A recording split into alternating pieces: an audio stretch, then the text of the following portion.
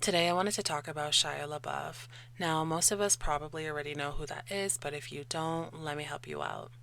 Shia is a famous actor, filmmaker, and artist. He has acted in a number of projects, including Even Stevens, Holes, Transformers, and Honey Boy, which was loosely based on his own life. So he says. But we're talking about him today because he recently made his big red carpet return at the Cannes Festival after a 4-year hiatus. As soon as those photos were posted online, they went viral, and I saw a bunch of people celebrating Shia's return. They were celebrating and saying how good he looks. Just a lot of love was shown to him after those photos surfaced. And it just reminded me that a lot of people probably don't know or just forgot that Shia is currently being sued by his ex-girlfriend, FKA Twigs, for severe emotional, physical, and mental abuse. Now, let's quickly just take a look at the Rolling Stones article that came out in 2020 at the time of the lawsuit. This article does not go into detail about what FKA Twigs is accusing Shia of, but the actual lawsuit is available for anyone that does want to read it, but trigger warning because it is a lot. FKA Twigs is suing Shia LaBeouf, claiming the actor physically, emotionally, and mentally abused her while they were in a relationship that lasted just under a year.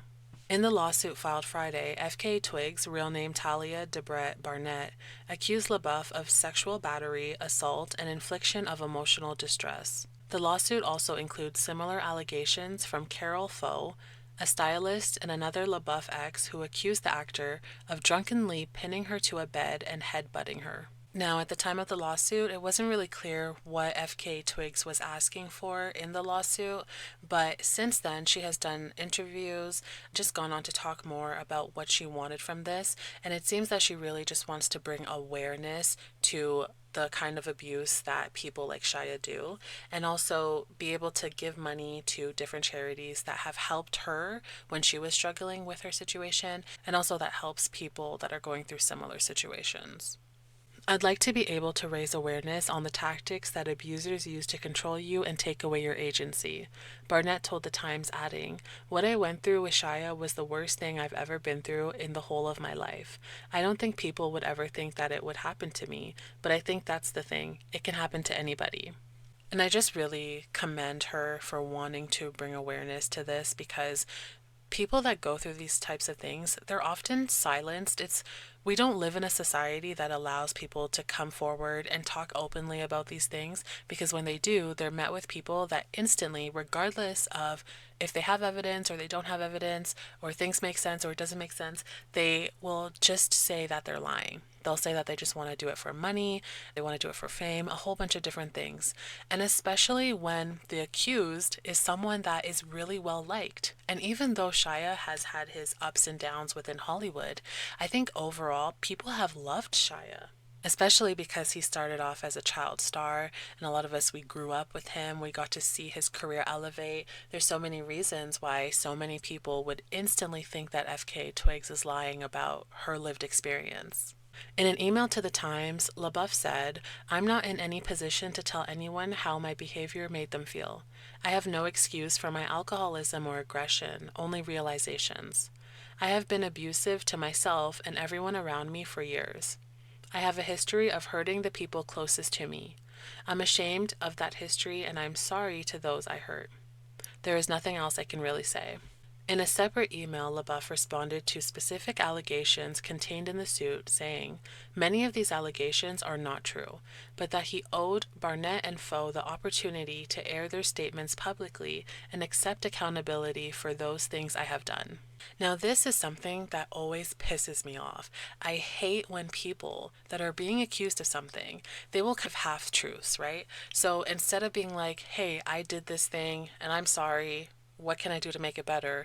But instead, it's, "I recognize that I have problems and I recognize that I have things to work on and I recognize that I've hurt people and the closest people to me." That's literally what he's saying.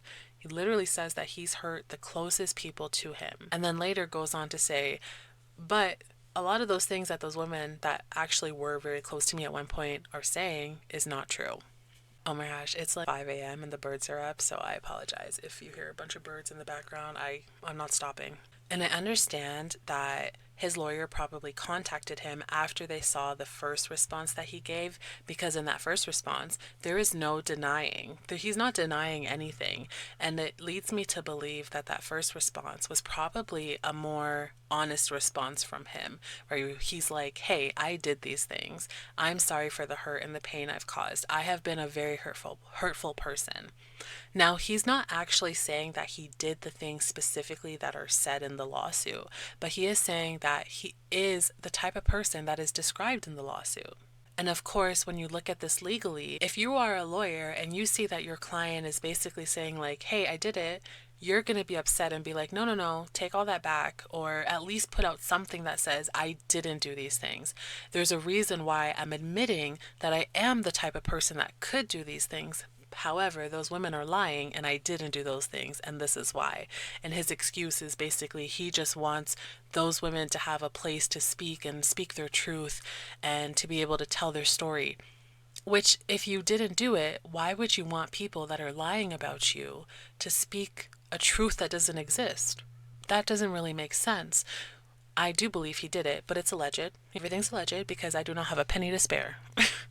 If you read the lawsuit, FKA Twigs describes Shia as a very manipulative person, amongst a bunch of other things. But one of the key things is that he is manipulative. And that response to me shows that he is. Because on one hand, he's saying, I recognize that I have problems. I recognize that I've done horrible things to many people, people that I've loved, people that have loved me, and I need to work on myself. But then instantly follows that up with, but those statements actually aren't true, and those women are basically, he's saying they're lying. This also just goes with who Shia is and the things that we've seen from him before. He's constantly trying to paint himself and show up as this person that has done the work, that is on a healing journey, that has taken accountability for the things that he's done and is trying to right his wrongs, which who doesn't want to get behind someone that is actually doing the hard work that it takes to be better, that is actually going out and trying to right the wrongs that he's done that came from a very hurt place. But if your actions don't support it, then are you actually doing the work? Shia LaBeouf has abused Miss Barnett, Miss Foe, and others.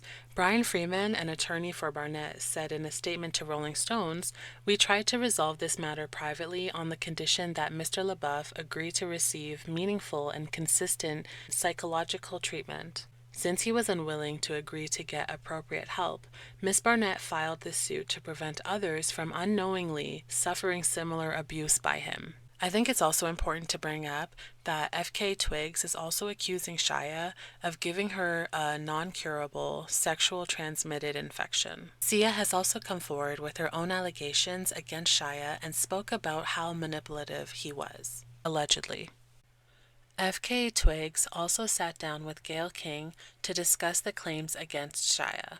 This interview was very well done, and I think it's a really important one to watch. She makes so many good points and is really advocating for the survival of others. Twigs spoke to Gayle about some of the things she thought were romantic at the start of her and Shia's relationship, but now she sees them as Shia crossing her boundaries and love bombing her. The two began a troubled romance that lasted just under a year, a relationship that she says had red flags from the very start. In the beginning, he would come, he would almost like, well, he actually would jump over the fence where I was staying and leave flowers outside my door and poems and books. And I thought it was very romantic, but that quickly changed. You know, I understand now that that's testing your boundaries. Instead of me thinking, oh, you know, that's nice to have flowers outside my door. Now I think that's inappropriate to jump over the fence of where I'm living. That's breaking a boundary, but it didn't stop there. I personally think FKA Twigs is so strong and brave to come out and not only want to make sure that Shia gets the help that he needs, but also to help warn other people that might be in similar situations. There are so many people that are stuck in a cycle of abuse. They want to leave, but they don't know how. And oftentimes, these people are isolated. Abusers will isolate their victims so they have more control over them, and the victims will have less influence from others. In the interview, Gail asked Twigs why she didn't leave the relationship, and her response is one that everyone needs to hear over and over and over again. And nobody who's been in this position likes this question. And I often wonder, is it even an appropriate question to ask? And you know the question is, why didn't you leave? Yeah. And I think we just have to stop asking that question. I know that you're asking it, like, out of love, but, like, I'm just gonna make a stance and say that I'm not gonna answer that question anymore, because the question should really be to the abuser, why are you holding someone hostage with abuse?